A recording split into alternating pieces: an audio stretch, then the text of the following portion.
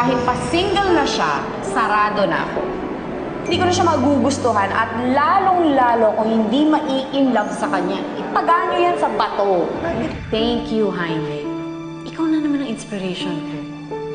Ikaw na talaga. Kahit ganon, in love ka pa rin sa kanya. Kasi nakikita ko naman sa mga mata mo. Pag tinitingnan mo siya, hanggang ngayon, in love ka.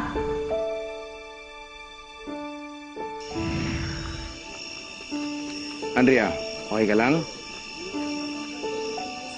Andrea, look at me. Okay lang ako. Okay lang. Look at me. Ayoko. Look at me in the eyes. Okay. Nagkatinginan na lang kami at kumabog ang dibdib ko. At pagkatapos nun, alam kong ibibigay ko na ang puso ko sa lalaking to, wala nang bawian.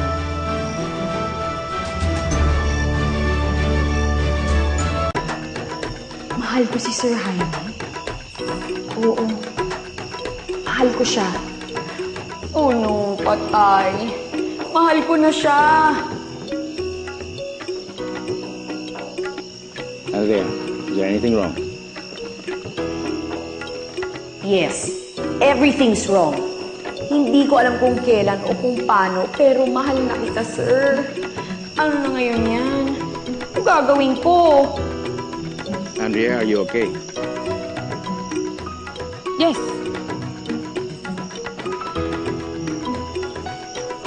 Paano naman ako magiging okay? In love na yata ako sa'yo. Ikaw naman kasi, ang cute-cute mo eh.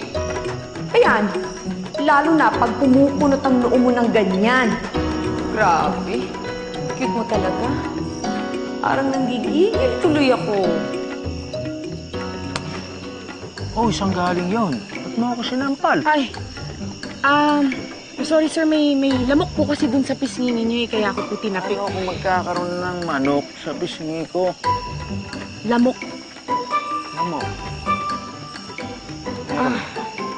Sir, medyo sumama po kasi yung pakiramdam ko eh.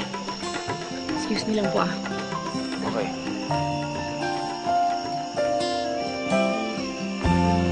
Andrea?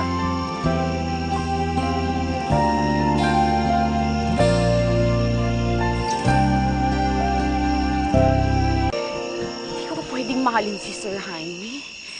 Hindi. Hindi!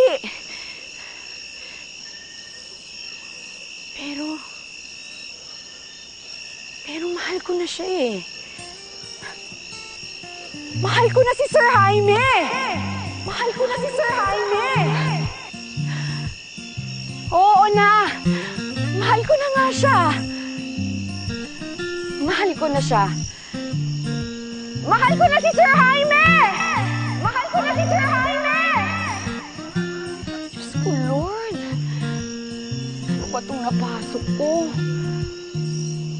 Hindi ko naman ginusto ito. May nangyari na lang eh.